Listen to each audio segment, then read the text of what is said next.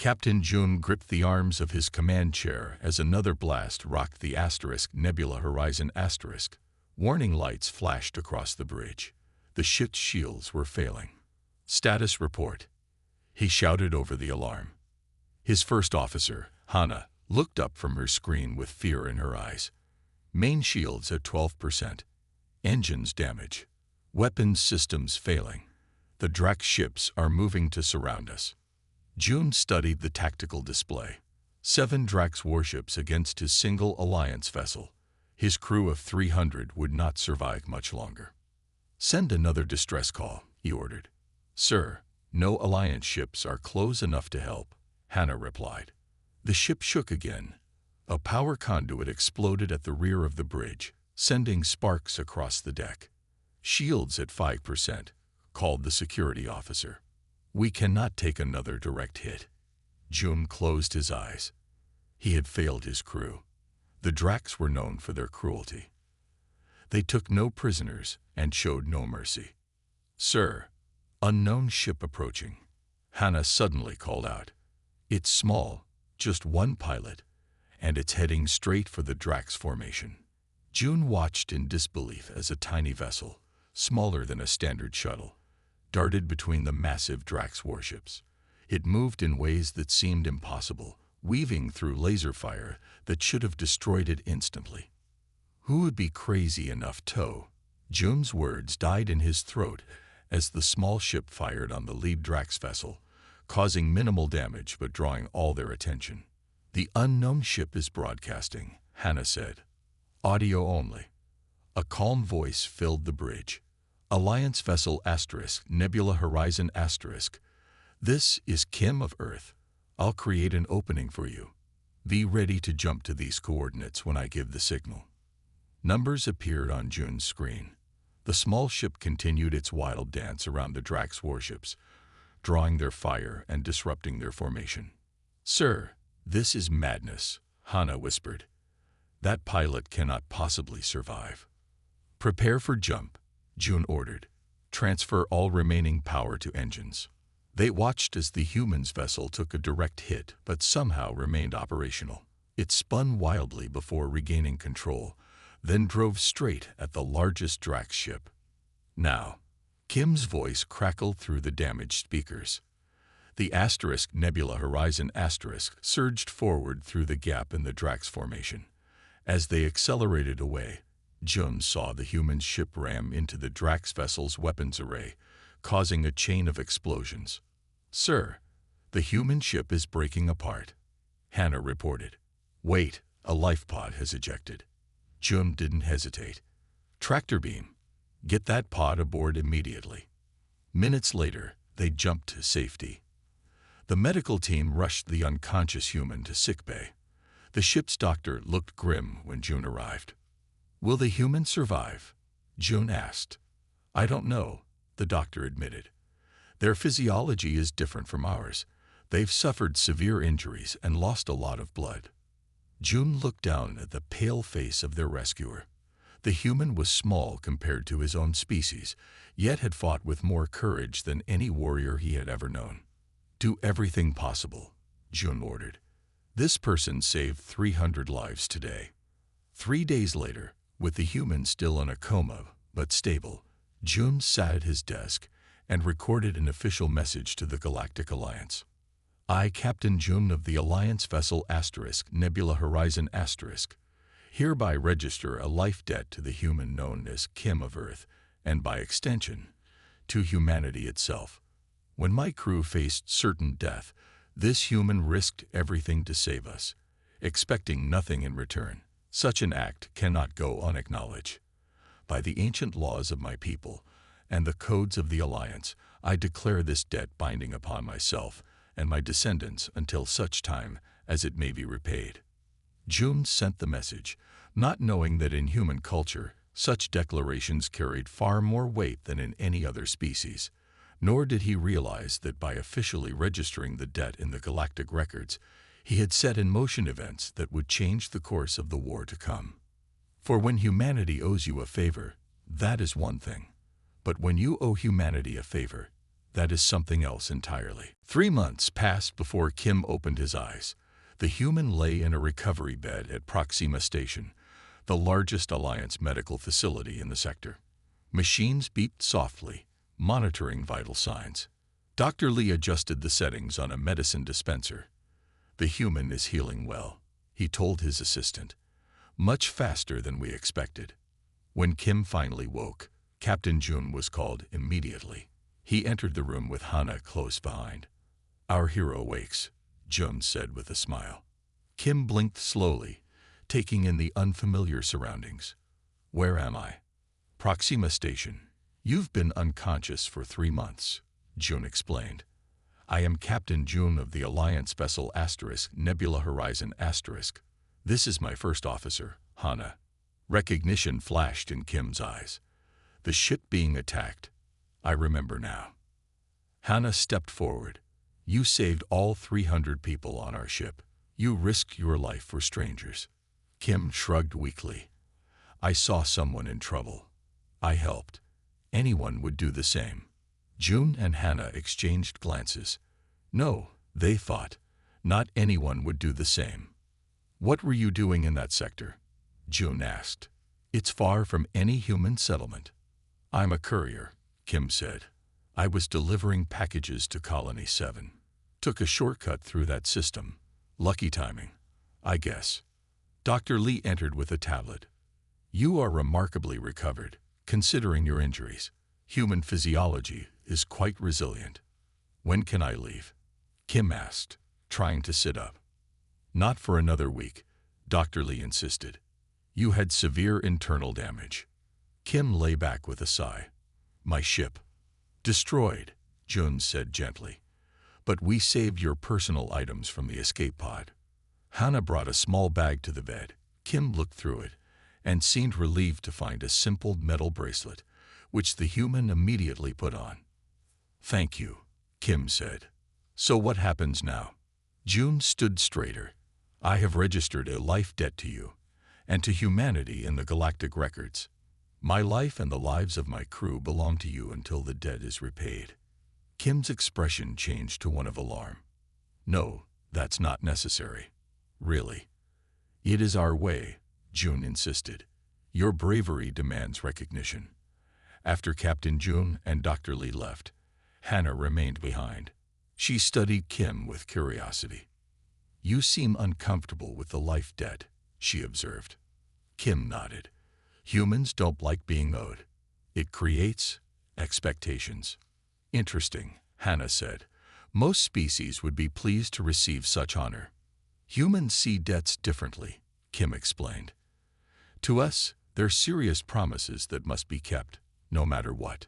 Hana made notes on her tablet. "I will share this with Captain Jun. Your cultural perspective is valuable to understand." Later, in Jun's office, Hana reported her conversation. "Sir, I believe we may have unknowingly created a significant bond with the humans. They take debts far more seriously than we do." Jun frowned. "Is this a problem?" "It could be," Hana said. "Or it could be very important. The Alliance knows little about humans. They keep to themselves, trade minimally, avoid conflicts. Yet this one human showed remarkable piloting skills and courage." Their conversation was interrupted by an urgent message. Jun's face paled as he read it. "The Dracs have declared war on the Alliance," he whispered. "They've launched attacks on multiple systems." He scrolled further and gasped. "Including Colony 5, where my family lives." Hana checked the defense schedules. "There are no Alliance ships close enough to help. The nearest fleet is 3 days away." Jun sank into his chair. "Colony 5 has minimal defenses, my family." His voice broke. Hana looked at her captain with sympathy. Then a thought occurred to her. "Sir, what if we ask Kim for help? We have registered a life debt." "One injured human cannot stop a Drax assault," Jun said bitterly. "Perhaps," Hana replied. "But we know nothing about humans except that one of them did the impossible to save us." Jun stood up with sudden determination. "You're right. At this point, we have nothing to lose." Together, they hurried back to the medical wing, unaware that this decision would reveal just what it meant when humanity owed you a favor, and what to expect when you called that favor in. Kim sat on the edge of the medical bed, now dressed in simple clothes provided by the station. Captain June and Hannah stood before the human, their faces tight with worry. "My family is on Colony 5, June explained. "The Dracs attacked an hour ago. There are no Alliance ships close enough to help them." Kim's expression grew serious. "I'm sorry to hear that. How many people are on the colony?" "About 5,000, Hannah answered. "Mostly families of Alliance officers. The colony has basic shields, but no real defenses." June stepped forward. "I would not ask this under normal circumstances," but he took a deep breath. "I formally invoke the life debt. We need help. My family needs help." Kim stared at June for a long moment. "You're sure you want to do this? Invoking a debt to humans is significant." "I am sure," June said firmly. Kim nodded and reached for the metal bracelet.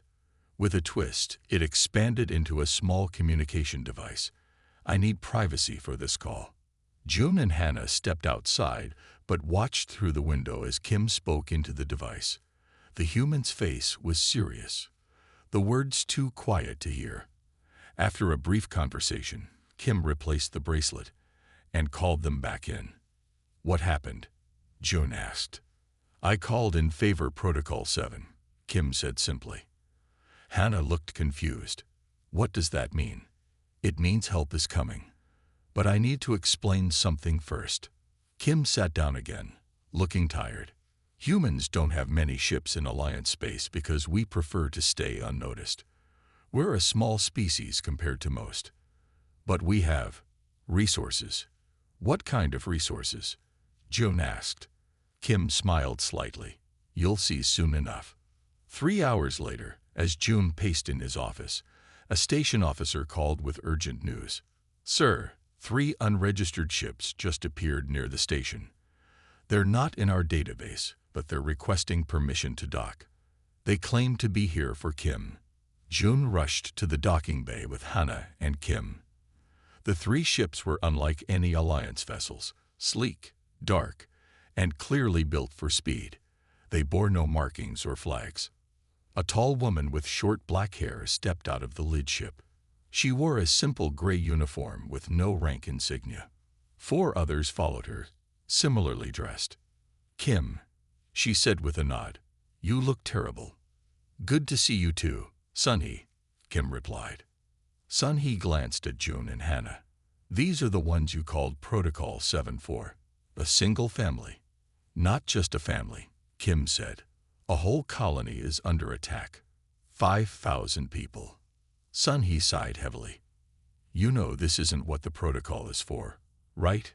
It's meant for global threats, not rescue missions." "They saved my life," Kim said simply. Sunhee studied June for a moment. "You registered a life debt, didn't you? You have no idea what you've done." June straightened his back. "My people honor their debts." "So do we," Sunhee said. "That's the problem." She turned to her crew. "Prepare for immediate departure. Combat conditions." One of her officers looked alarmed. "Against a Drax attack force, with just 3 ships."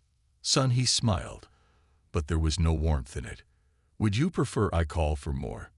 "No, Mom," the officer replied quickly. 3 is plenty." June stepped forward. "I'm coming with you. My family is there." Sunhee looked at Kim, who nodded. "Fine. The debt holder can come.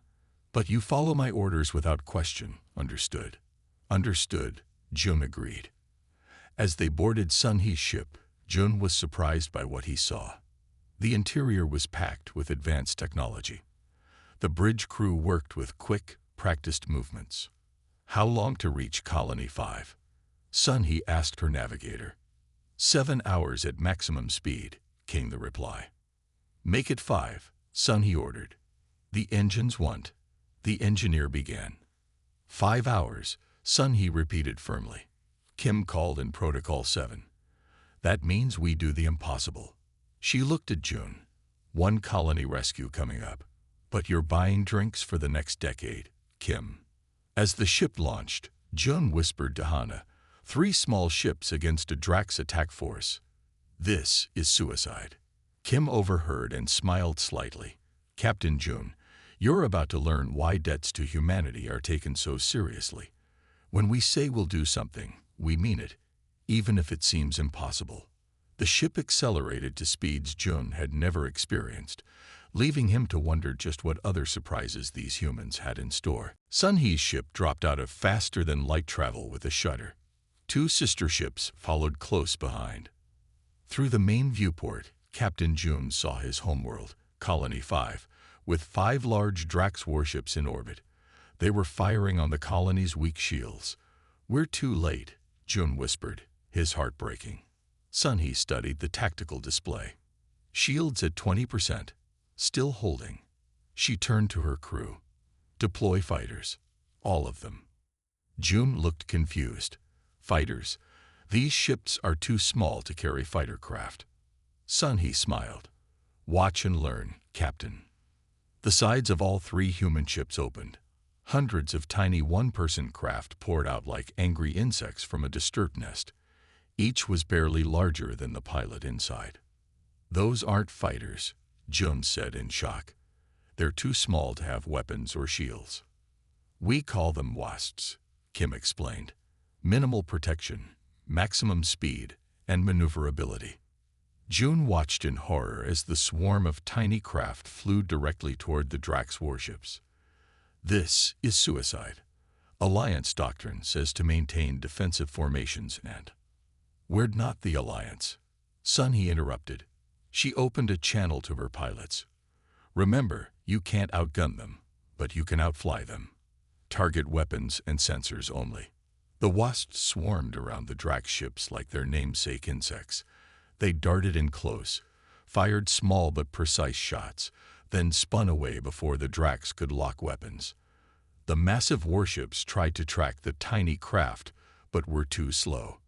"Humans were never the strongest species on Earth," Sun He explained as they watched.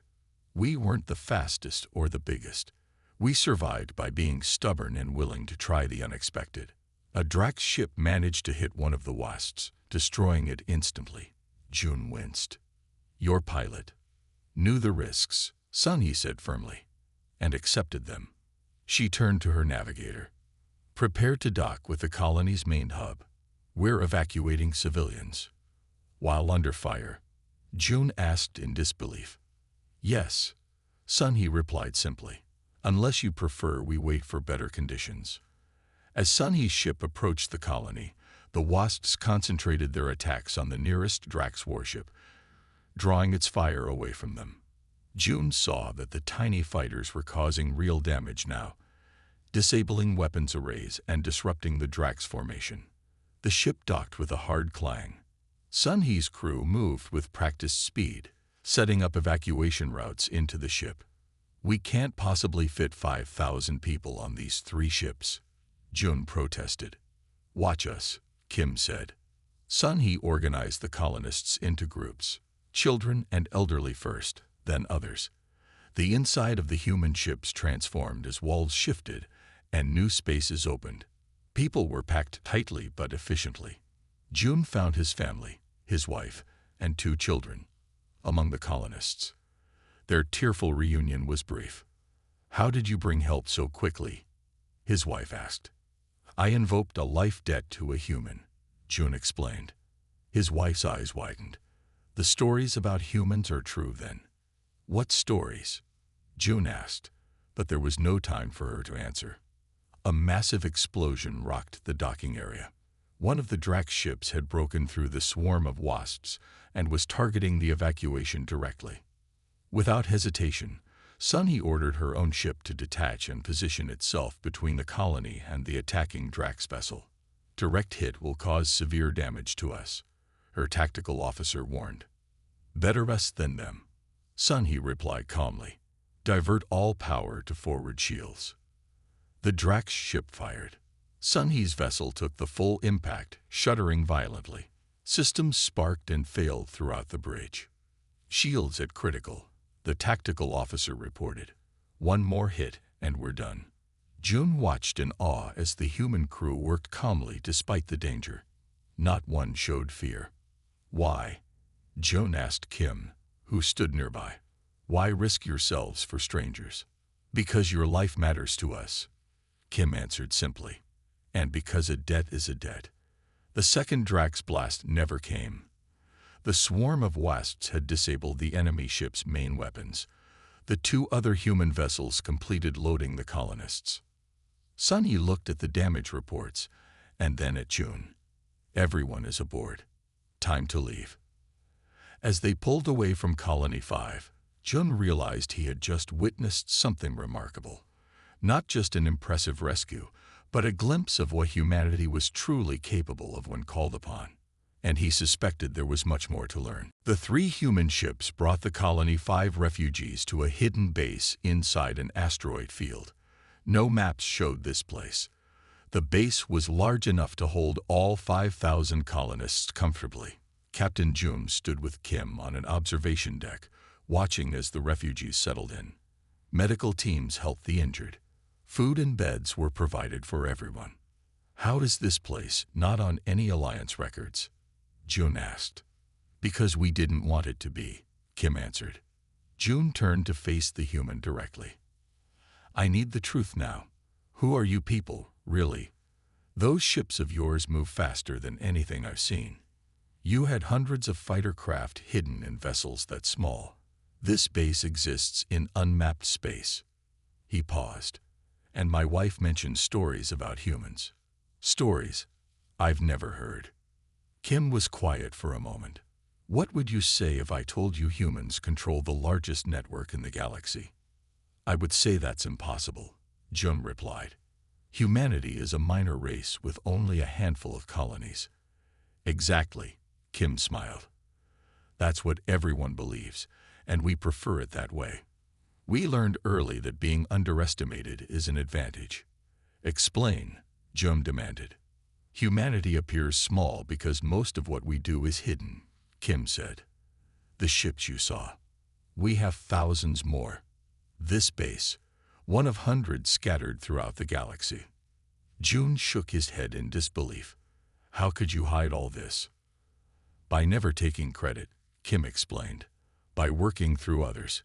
By building relationships based on favors and debts. Hana joined them, carrying a data tablet. Captain, I've been researching. Look at this. She showed them records of unexplained events throughout galactic history. A plague that mysteriously disappeared. A war that suddenly ended. A failing economy that recovered overnight. I found patterns, Hana said excitedly. In each case, there were reports of unknown ships in the area. Ships similar to the ones that rescued us. The favor protocol isn't just some cultural custom, Kim explained. It's how we've built our civilization. Every favor creates connections. Every debt forms a relationship. We help others, then disappear back into the shadows. But why hide? June asked.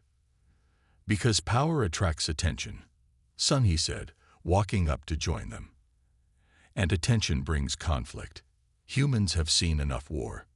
Sunny showed them a star map. Small lights blinked across it, hundreds of them spread throughout the galaxy. Each light is a human outpost, she explained. Each one watching, waiting, ready to help when needed. Those are more than the officially recognized human settlements, Jun said in shock. Many, many more, Sunhee agreed. For generations, we've been quietly saving species from extinction, stopping wars before they begin, and stabilizing economies about to collapse, Kim said, all without taking credit. Why? June asked. You could rule the galaxy with this kind of influence. Kim looked surprised. Why would we want to rule anyone? That's not the point. Then what is the point? June pressed. Connection, Kim said simply. Life is better when people help each other. A web of favors creates a safer galaxy for everyone, including us. Hannah studied the records more closely. These patterns go back centuries. You've been doing this for that long? Sunhee nodded. Longer, We keep very good records. Jun looked out at the stars, his mind racing. Everything he thought he knew about the galaxy was changing. Humanity wasn't the minor player he believed. They were like an invisible hand, guiding events from the shadows. What happens now? He asked. The Dracs are still attacking Alliance worlds. My people are dying. Kim and Sunny exchanged looks. The Dracs attacked someone under our protection. Sunny said, someone who invoked a life debt. That changes things. Meaning? Jun asked. Meaning, Kim said quietly. It's time for humanity to collect on some very old favors, ones we've been saving for a special occasion. Jun suddenly understood. The web of debts and favors that humanity had built over centuries wasn't just for small rescues like this one. It was for moments when something truly important was at stake. And now, that moment had come. The Galactic Alliance Council chamber was filled with worried voices. 30 representatives from different worlds sat around a large round table. Emergency lights flashed on the walls. Reports of Drax attacks came in every hour. Captain Jun stood before the council with Hana at his side. Kim and Sunhee waited quietly behind them. The situation is dire, said Councillor Ta, the head of the Alliance. 7 colony worlds attacked. Our fleet is scattered and outnumbered. I have a suggestion, Jun said. The room grew quiet. We should ask humans for help. Laughter erupted from several councillors. Humans. Councillor Pak scoffed. They have barely 10 ships in Alliance space.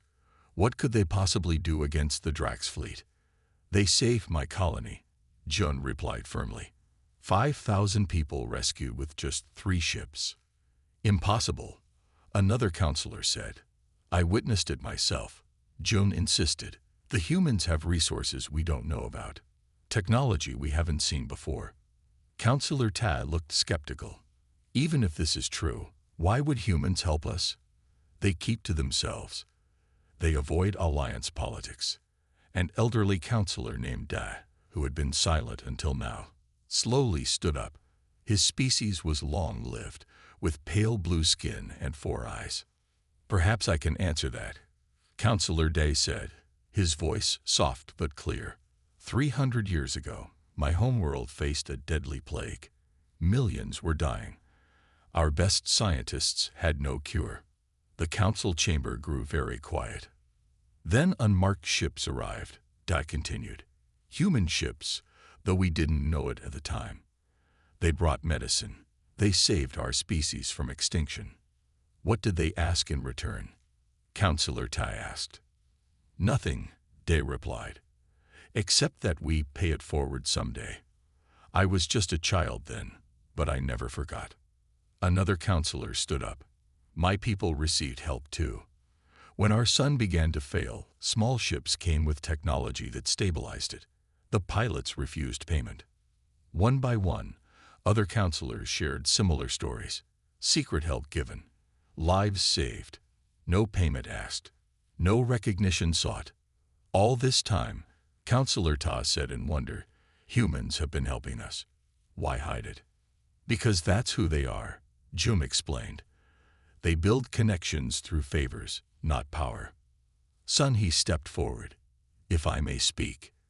Councillor Ta nodded. The Drax attacked someone under our protection, Sunhee said. Someone who invoked a debt owed to us. Humanity takes such things very seriously. So you'll help us? Councillor Tai asked. There will be a vote, Kim said, speaking for the first time. But I believe my people will agree. The council voted unanimously to formally request human aid. As the votes were tallied, the chamber doors opened. A small, unassuming human in simple clothes walked in. He had a kind face and calm eyes. Jun, Kim said with surprise. I didn't expect you so quickly. The newcomer smiled. We've been monitoring the situation. It was time for me to join. Jun walked to the center of the chamber. The councillors watched in silence, suddenly aware they were in the presence of someone important. I represent the human cooperative, Jun said. We've heard your request for aid against the Drax. And your answer? Counselor Tai asked. Humanity has decided it's time to collect on some very old favors, Jun replied. His voice was gentle but firm. Not for our benefit, but for all of yours. What does that mean? Someone asked. Jun smiled. It means the Dracs have made a serious mistake. They attacked what was protected. They broke a peace we worked centuries to build. He paused. Now they will learn what happens when humanity calls in its debts. The chamber was silent. The counselors looked at each other, sensing that something momentous was about to happen. What? What will you do? Counselor Tai asked. We will activate what we call the network, Jun explained. And you will see exactly why a debt to humanity should never be taken lightly. Jun felt a shiver run down his spine. The calm confidence in Jun's voice was more frightening than any threat he had ever heard. The unimaginable was about to begin. Jun stood in the command center of the Galactic Alliance headquarters. Around him, screens showed the advancing Drax fleet. 18 massive warships were heading toward the Alliance homeworld. They will be here in 3 days, Counselor Ta said grimly. Our remaining ships cannot stop them. Jun nodded calmly. He touched the small device on his wrist. Then it's time to activate the network. Captain Jun watched as Jun sent a simple message. It contained no words, just a series of tones. The message went out on channels Jun had never seen before. What happens now? Jun asked. Now we wait, Kim replied. But not for long. Within 1 hour, the first responses came. A trading company offered information about Drax ship movements. A mining colony promised resources. A group of mercenaries volunteered their ships. By the second hour, the responses were flooding in from across the galaxy. Species that the Alliance thought were enemies. Worlds that had stayed neutral for centuries. Even groups that operated outside Alliance law. I don't understand, Hannah said, watching the growing list of allies. Why would all these different groups help us? Because at some point, we helped them, Jun explained. We never forgot their faces or their names. And now we're simply reminding them of old kindnesses. Jun was amazed by Jun's method. The human never demanded help. He just quietly mentioned past events. Remember when your planet faced drought. Remember when your children were sick. Remember when your ships were lost. And each time, the response was the same. We remember. We will help. By the end of the first day, 50 ships had gathered. By the second day, there were 200. They came from everywhere. Official military vessels. Trading ships fitted with weapons. Private craft answering the call. This is humanity's true power, Kim told Jun as they watched the fleet grow on the monitors. Not our technology or our military strength, but the connections we've built. The people we've helped who never forgot. Sun He oversaw the organization of the diverse fleet. Ships that normally would never work together were now following her commands without question. How does she get them all to cooperate? Jun asked in wonder. Because they trust us, Jun said simply. We've earned it over generations. On the third day, as the Drax fleet approached, Jun witnessed something he never thought possible. A ship belonging to the Vrek arrived, a species known for its hatred of the Alliance. Yet they took position alongside Alliance vessels without complaint. The Vrek. Jun couldn't believe his eyes. They've attacked our borders for 50 years. 200 years ago, humans saved a Vrek colony from a solar flare, Jun explained. They haven't forgotten. Hannah studied the assembled fleet with awe. It's not just the numbers. Every species is bringing their unique strengths. The Vrek have the best shield technology. The Orn traders know Drax communication systems. The Tekari can move unseen. Jun nodded. We've spent centuries learning what makes each species special. Now those strengths come together. In the command center, Jun called for silence. He looked at each face around him. Alliance officials, ship captains, representatives from dozens of worlds. The Drax believe they face only the Alliance, Jun said. They do not know they face the collected will of 100 worlds. They do not know they face debts collected over centuries. He paused, his voice growing softer yet somehow more powerful. We humans have a saying. A single strand may break, but many strands together cannot be broken. Today, we are many strands. Today, we show the Dracs what happens when humanity calls its favors due. A message arrived. The Dracs fleet had been spotted. They were moving faster than expected. Their weapons charged. They come with confidence, Counselor Ta said nervously. They do not know what awaits them. Jun smiled slightly. That's the point. The Dracs evolved as pack hunters. They understand hierarchy and force.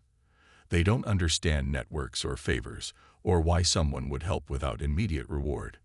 He turned to the tactical display. And that will be their downfall. The assembled fleet moved into position. The greatest gathering of diverse ships in galactic history, united by a web of favors spun by humanity across the stars. The unimaginable had begun. The command center was tense as the Drax fleet appeared on the long-range sensors. 18 massive warships moved in perfect formation, their weapons ready. Facing them was the gathered fleet, a mix of ships from hundreds of worlds, all different sizes and designs.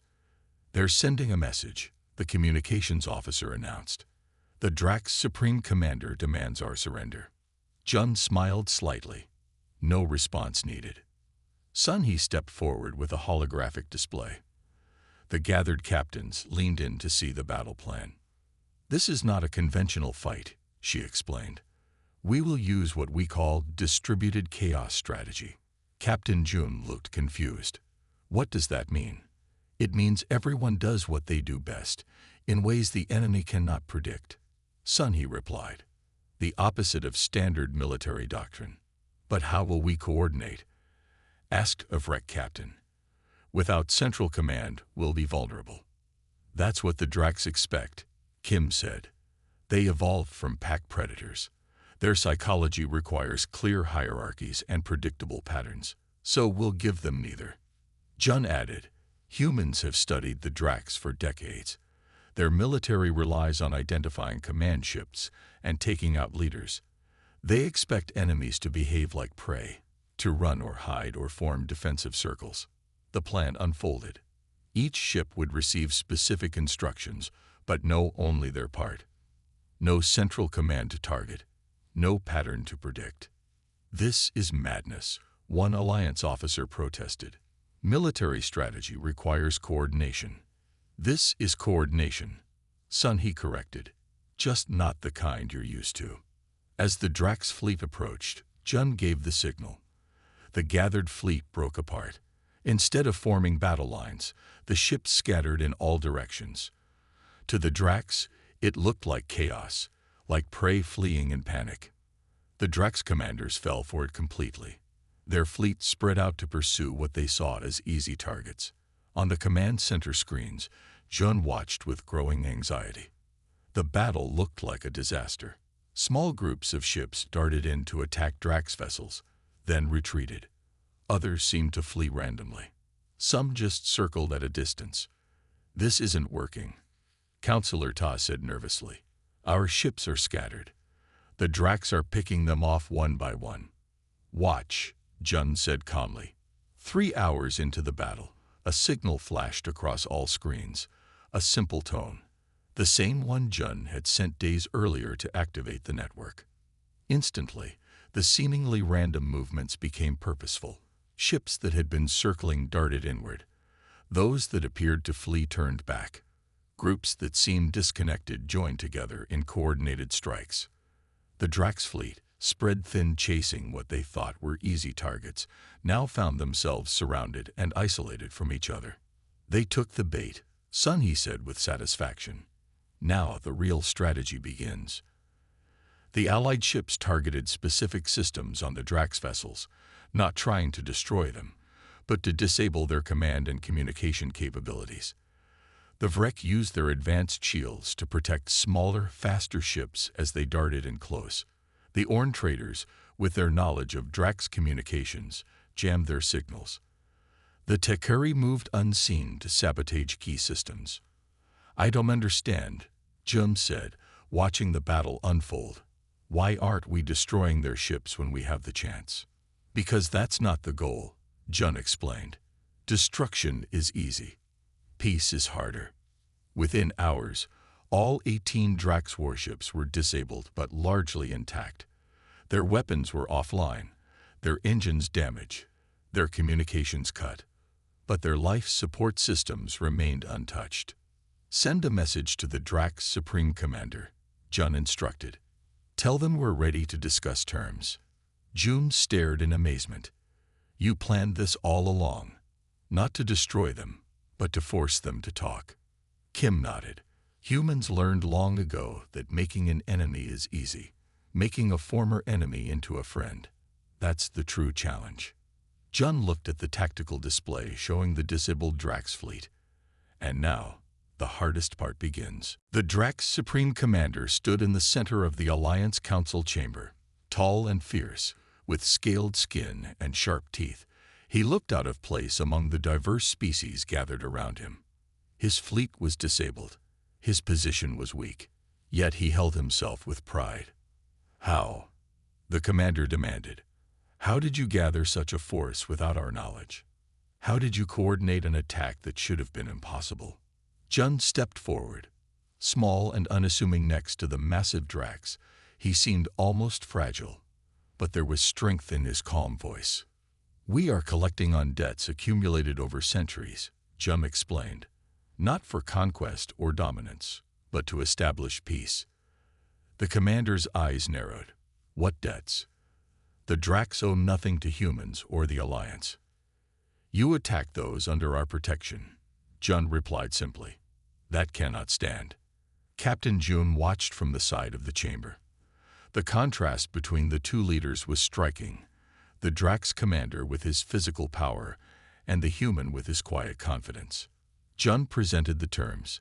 The Drax must integrate into the galactic community. They must accept oversight for 50 years. Most importantly, they must start building their own network of favors and debts with other species. This is humiliation, not peace. The commander snarled. No, Jun corrected gently. This is your first lesson in how the galaxy truly works. Power comes and goes. Weapons become outdated. But connections between people, those can last forever. The commander looked around the room at representatives from 100 worlds. Why would we trust you? Because we could have destroyed your fleet, but we chose not to. Kim said, stepping up beside Jun, because we're offering you a place in something greater than conquest. After hours of discussion, the Drax commander finally agreed to the terms. Not with joy, but with a growing understanding that he had encountered something he could not defeat with weapons. As the formal signing began, Jun approached Kim. I still don't understand how humanity maintains this network across such vast distances in time. How do you keep track of all these favors owed across millennia and light years? Kim smiled. That's simple. We don't keep records of who owes us. We only remember who we owe. The rest takes care of itself. But that makes no sense. Jun protested. How can you collect debts you don't record? Because others remember, Kim explained. When you help someone without asking for payment, that creates something stronger than any contract. It creates gratitude, and gratitude lasts. 6 months later, Jun stood on the observation deck of his new ship, watching as Alliance and Drax vessels conducted their first joint training exercise. The galaxy was changing. Former enemies were becoming allies.